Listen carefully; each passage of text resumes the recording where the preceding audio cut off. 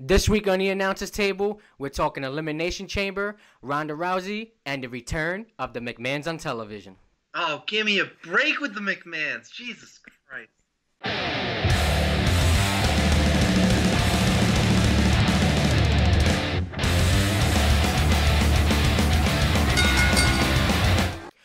What's going on, Wrestle Geeks?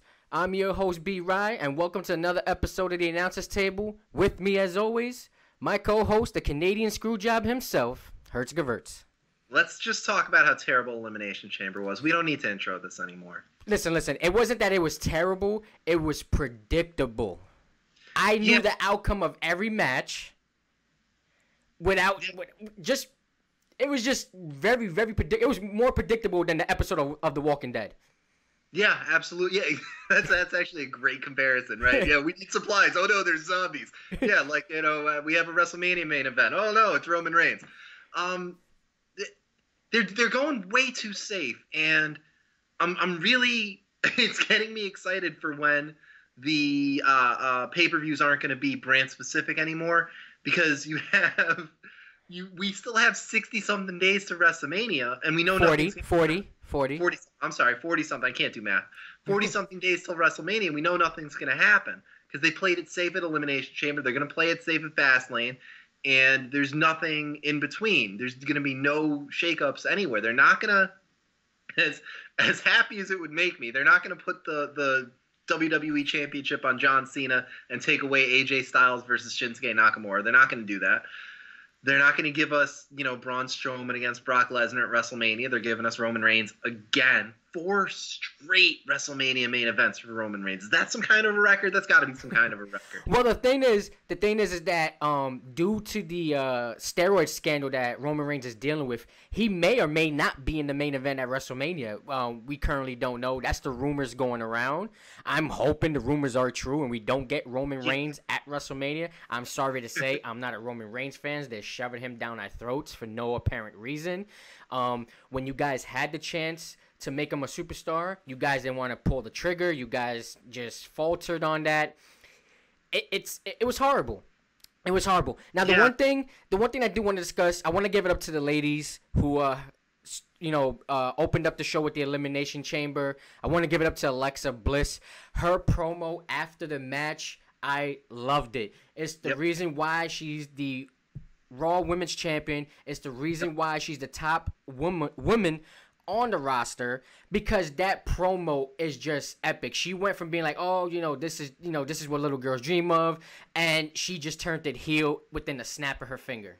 She's, we talk about how The Miz is probably the best performer on the show. She's right there with him, if not better. I mean, she can play the crowd so well, just the same way The Miz does. I feel like they took the same acting classes or something, because you're absolutely right. I mean, she had the crowd cheering. She was tearing up. It was great. It was amazing.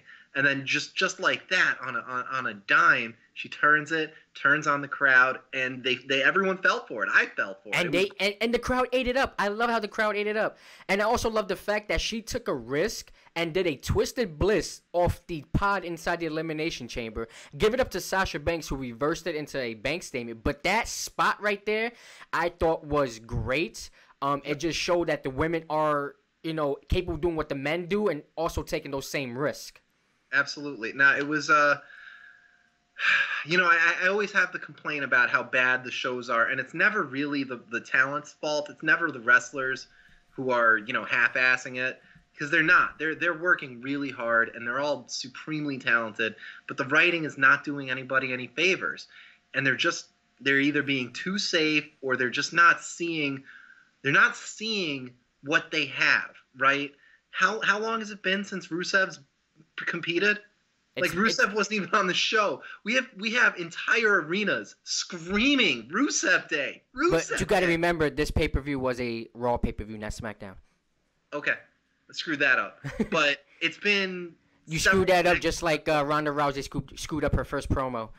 Man, that first promo was bad. I think, what it was, and guys, not to deviate from the subject, but I think she was just caught up in the moment. I mean, if you guys know Ronda Rousey, she delivers promos all the time. I mean, you did UFC, you talk so much smack about how you're gonna beat this person. That's basically Yeah. doing a promo. To me, I think she just got caught up in the moment and the excitement. You know, maybe she had the jitters. I really Yeah, don't know. But I mean, she's used to doing promos, backstage one-on-one, right? She's not exactly. standing in front of an arena of 20,000 people with a microphone. But I do give it to her how she came back the following night and delivered a better promo, which tells me if she keeps working on her promos, she has a chance in this business. Yeah. I mean, we both complained about how they brought her in and what they did with her. And it's just another example of, I mean, she is supremely talented. She is, if she wants to be, and she works hard enough, which I'm pretty sure she will, she's going to be great. She's going to be one of the all-time greats. But the writing, they're not doing her any favors, right? They're not helping her out. Not helping her out at all.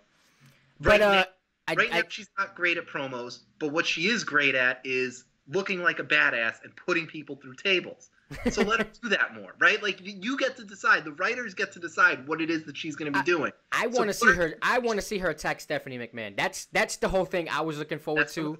But that's going to be the build up until WrestleMania, of course. Yep. But I do want to take a moment of silence for the end of career of Bray Wyatt.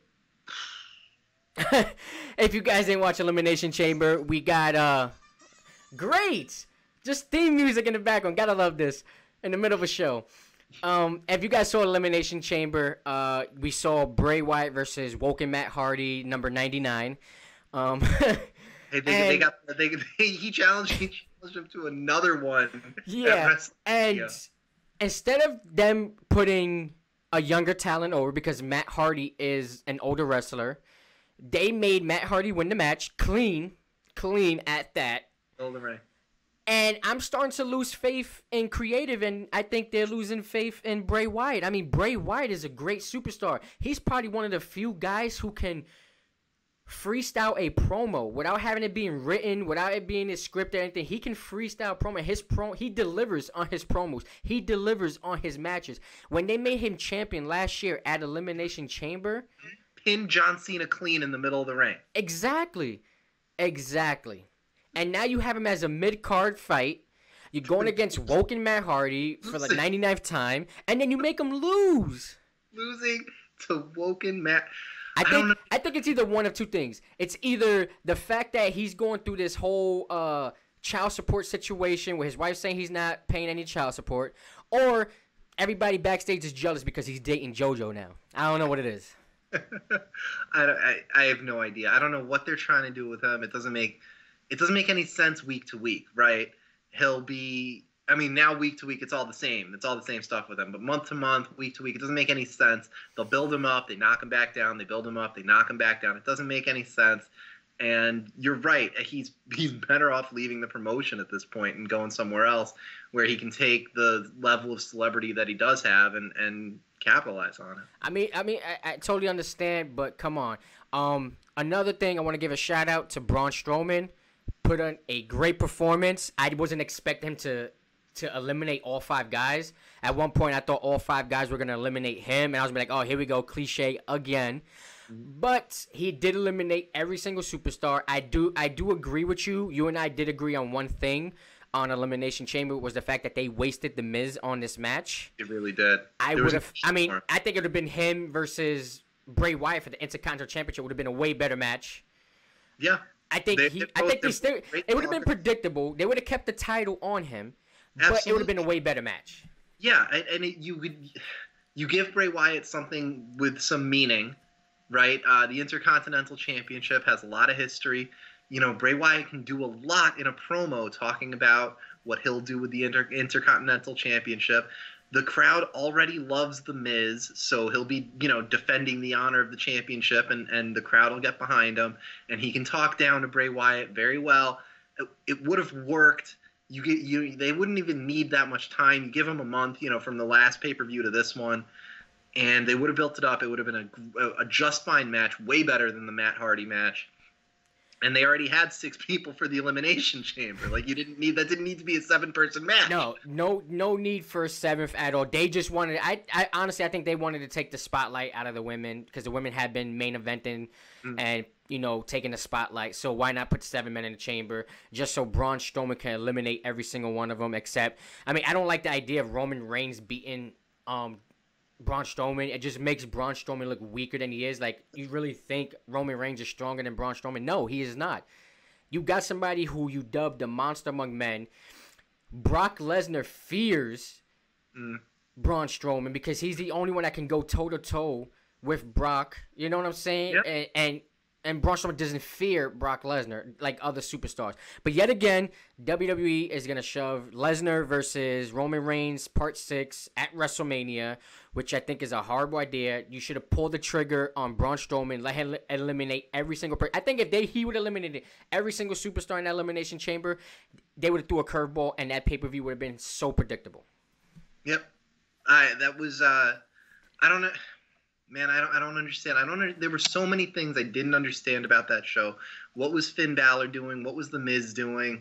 Finn Balor did the same, 4 moves to everybody. I mean, he's another guy who's lost in the shuffle, and I feel bad for him because he's a great performer. Yeah. First Universal Champion. But I think what this is going to lead up to is probably a ladder match at WrestleMania for the IC title. It's going to have Seth Rollins. It's going to have Finn Balor. They're going to find some other guys to involve into this match. And I think that's where either Finn Balor or Seth Rollins takes the title away from The Miz. I think it's the perfect time to take the title away from The Miz. I mean, he's done great. He's brought prestige to it, like we said in the past few episodes. But I think it's time for a new Intercontinental Champion. And I also think it's time for a new Universal Champion. So even though I don't like Roman Reigns, I would rather see him wear the Universal title because at least we'll see it every week. Yeah. Not every so often. And hopefully they add Elias and Braun Strowman to that Intercontinental Championship ladder match. And I think, Braun Strowman climbing the ladder to take down the championship, that would be pretty great. It would be a very nice consolation for him. He deserves the way he's performed this year. The Miz has obviously been the best talent on Raw all year, and I would say, Braun Strowman and Elias are 2 and 3 on that list. Of course. So, put them in a match that matters, in a match that makes sense, and give them something to fight for. So moving on from Elimination Chamber, we're going to go to Monday Night Raw. Now, Monday Night Raw wasn't too exciting, but the only thing that I did like about Monday Night Raw was the promos. Now, this is the reason why I say I like the promos. Alexa Bliss came out, and she delivered yet again another strong promo to the point where she got so much heat from the crowd when she asked Asuka, "I'm sorry, you do not speak English very well." I thought that was great on her part. And we do know Asuka's not great in English, and it just builds up to that rivalry. I really do not want to see Alexa versus Asuka. Like I said, I would rather see Charlotte. But the way they're building this up, we might be getting Asuka and Alexa Bliss. But I also I also loved how Alexa Bliss gave credit to Nia Jax and also stated that she deserves to be at WrestleMania and to fight for the women's championship, the Raw Women's Championship. I just loved the way she delivered that promo, how she gave her best friend props, how she basically just said, my friend should be in this match as well. I mean, Alexa Bliss, I give it to you. You're putting on a hell of a show. I mean, what is your take on it? I agree completely. The way that Alexa put all of that out there really sounds like they're still considering putting Nia Jax in the WrestleMania main event, or they're setting up for the swerve of having Asuka jump ship to SmackDown and challenge Charlotte Flair for the Women's Championship on SmackDown, and just giving us Alexa Bliss versus Nia Jax at WrestleMania. I mean, it's the smart move. I mean, you got too much star power right now, especially in the women's division on Raw. You have Ronda Rousey. You have Asuka, you have Alexa, you have Nia, you have Sasha, you have Bayley. You have all these women. Mickie James is lost in the shuffle. Mandy Rose and Sonya Deville, they're still up and coming, but they're still in the picture. They got a chance at the title at Elimination Chamber, so they're doing something right.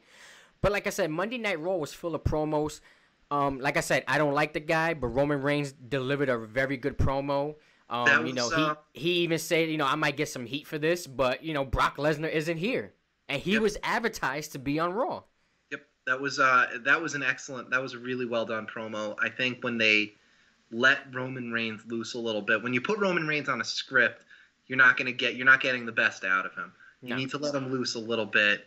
You know, the program he did with John Cena a few months ago was very good, and the program that he's doing, you know, the promo that he did on Monday night was excellent. It looks like you let him off the leash a little bit, and he can deliver. And hopefully in this build up to WrestleMania, we get a WWE creative team that starts to trust who's undoubtedly their biggest star. I know you don't like him, but it doesn't. I mean, you know, Roman Reigns is the biggest star on the show right now. I mean, I'm not gonna take that away from him. He is the biggest star, but like I said, they shove him down our throats. You know, it's like you have to like this guy. No, we don't have to like anybody. But moving on, John Cena delivered. Yes, yet again. I'm not a John Cena fan, but like I said, Monday night was full of promos, and I loved every single one. I don't think there was not one promo I didn't like. John Cena delivered. He kind of issued a challenge to The Undertaker, and there was like, you know, that's not going to happen. He's going to go to SmackDown. Went to SmackDown. Now he finds himself in a title picture. I think that's a breath of fresh air for that title picture. It's basically an elimination chamber without eliminations and without the chamber. So, I mean, I get what John Cena's doing. He's trying to find his way into WrestleMania.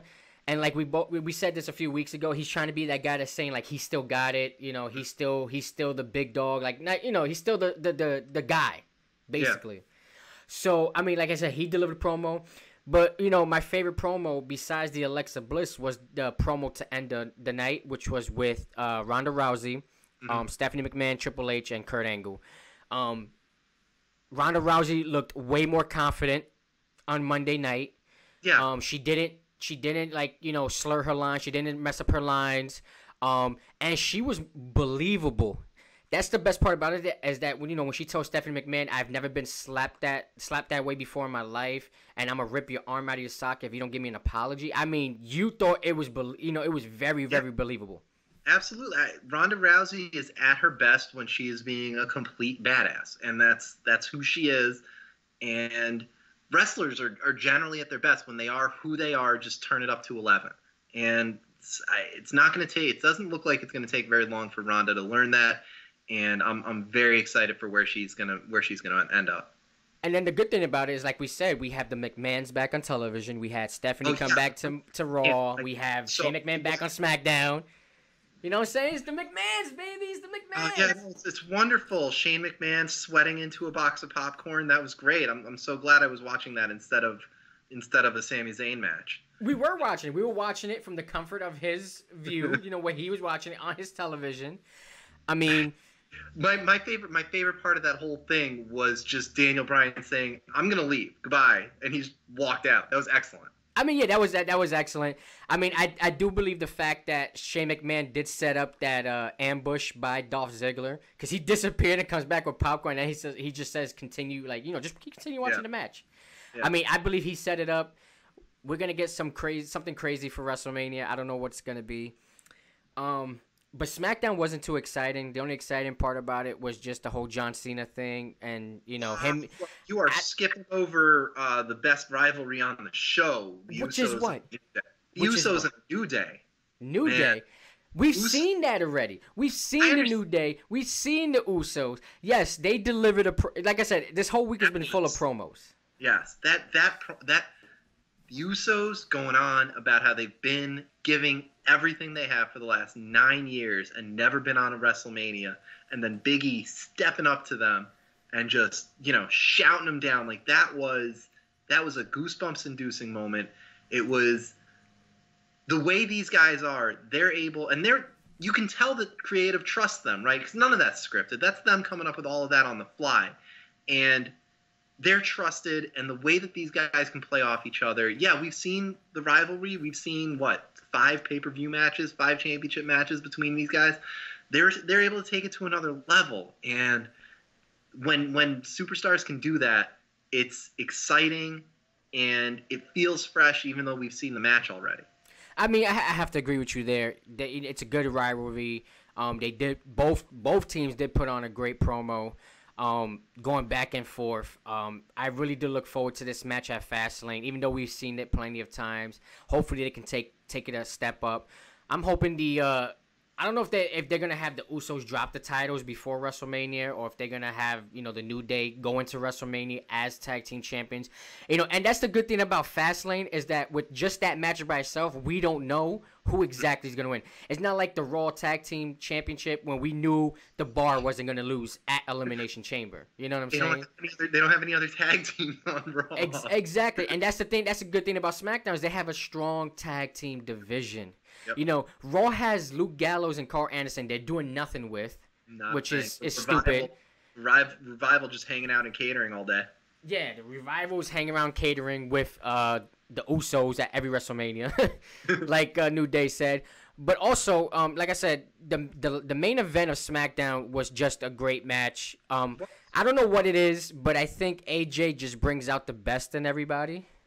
AJ Styles is an incredible worker, and I think not only is he great at bringing out the best in other people, I think specifically John Cena looks at AJ Styles and wants to know why everyone loves him and hates John Cena. You know what I mean? And he looks at AJ Styles and he says, I've done so much better than you over the course of the last 16 years. And AJ Styles looks at Cena and says, no way. No, you haven't. I mean, I love the fact that they gave John Cena the win clean. Nobody interfered. I think until the end when Baron Corbin came down and Sami Zayn and all these other guys. But he got the win. He was added to the match. And this was done by your boy, Daniel Bryan, who made the match. Yep. Wasn't done by Shane McMahon. Yep, so, Shane McMahon had to be in the ring, though. He had to be there. Anyways, so John Cena's added to the match. I think that adds a fresh perspective to the match. We still, like I said, we're still going to get AJ and Shinsuke. If we don't get that, I'm going to cancel my WWE Network subscription. Yeah, absolutely. Because you can't just tease us. You can't tease that. You can't tease that. And that brings up the interesting point of what are we doing with John Cena at WrestleMania? Like, is he... it would be really funny if he went back to Raw just to get on the Intercontinental Championship match. Well, you got to think about it. He is a free agent, so he can bounce from show to show. The person I'm worried about right now is Charlotte Flair. After Ruby Riott, who she's going to wrestle. Mm-hmm. WrestleMania, after Fastlane, WrestleMania is 4 weeks away. Who is she going to... Are they going to introduce Asuka at Fastlane where she... attacks Charlotte after the match, or she comes out and challenges Charlotte after the match? I mean, that's something I'm hoping for at Fastlane. Probably what we're going to see is, Charlotte retain against Ruby Riott, and then the Riott Squad just beat the living tar out of her, and then Carmella comes in and takes the title. Oh, so you're saying Carmella's going to WrestleMania as women's champion? Yeah. And then Charlotte gets her rematch at WrestleMania, wins it right back.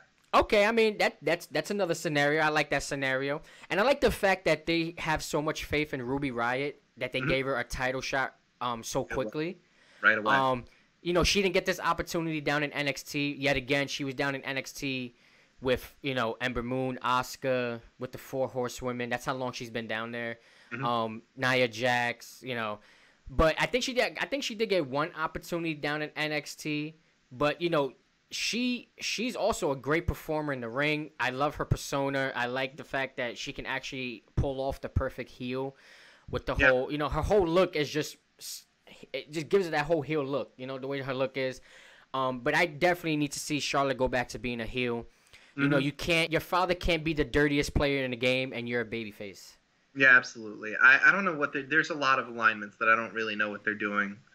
But, we're sort of in another holding pattern until WrestleMania. Once WrestleMania happens, we're going to see a lot of shakeups, and bringing both brands into the pay-per-views together, I think it'll let the shows mean more in between, right? You won't have 2 months of a build, because WWE has shown us time and time again they don't know how to build to a match, right? Yeah. The only way they know how to build to a tag match is by having each individual member of the tag teams fight each other one-on-one.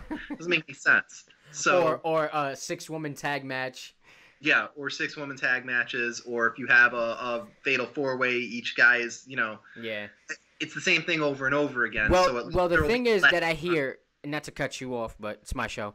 The thing that I hear is that if they do this, both no brand split pay per view, I hear there's rumors that they're gonna get rid of the whole brand split. Yeah, I would be for I mean, that. I don't think it's a good idea because you have way too many superstars. And you I don't only, know. I don't know about, I mean, I you don't know only about getting have but rid so of the many brand split. titles. I don't know. Yeah, I don't know about getting rid of the brand split entirely, but I do think they need to consolidate their titles. Like, I think there should just be one tag team division, and all the tag teams should be on one of the shows. And you have, the Intercontinental division, and the U.S. Championship division, and you have the women's division, right? So Now, all the what would you think? Now, you saying consolidate all their titles, which I mean, I can agree. Now, consolidate the tag and the women's titles.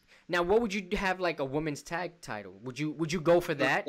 I would love a women's tag title. That would I would love it, but are there enough women for it? Right? I think. Like, I mean, if they have get rid of the brand split, there would be enough women for it. Now, as talking about tag teams, I want to jump back to Monday Night Raw and the tension between Bayley and Sasha Banks. Okay. At this point, I don't know who's gonna be heel. I'm hoping it's Sasha. But, we keep getting this back and forth of, is it going to be Sasha or is it going to be Bayley? We all know, if you Wrestle Geeks know, Sasha and Bayley had the best rivalry down in NXT.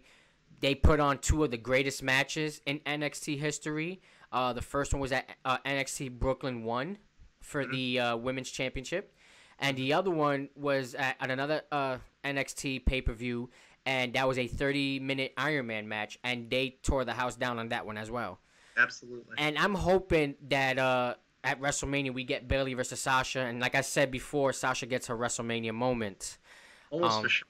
So I feel like that's just me. Period. I feel like that's a guarantee. Is we're getting Bayley versus Sasha at WrestleMania. That's going to be a match that's on the card. And the two of them have great chemistry together. I think it would be a disservice to them both not to have them feud for a good long time. I mean, have them fight at WrestleMania, have them fight again at Backlash, and keep going with it. Until we get 4 horsewomen versus the 4 horsewomen. Pretty much. So, guys, I mean, I think that's going to conclude our episode today. I think we brought up a lot of good stuff on today's episode. Guys, all you Wrestle Geeks out there, don't forget to like, subscribe. We do have the WWE Network gift card giveaway. We're giving away 2 WWE Network gift cards for 3-month subscriptions. Like, subscribe, comment. Make sure you comment. Make sure you subscribe. We will be choosing a winner next month. You can also check us out on our IG page on Geeks Unlimited, where we're also promoting the giveaway. Like my co-host said, you guys will have more WWE Network than he has. Yep. And I'm gonna let Gewurz take us out again. I mean, I love the way he buckles under pressure like Ronda Rousey. So, guys, I'm your host, B. Rye, and here's your co-host, Hertz Gewurz. Co-host Hertz Gewurz. Thank you for watching, everybody. Make sure you like and subscribe to the YouTube channel. Follow us on Instagram. Follow my other show, Shane's Pod, on Instagram. And thank you, everybody, for watching. Have yourselves a wonderful week.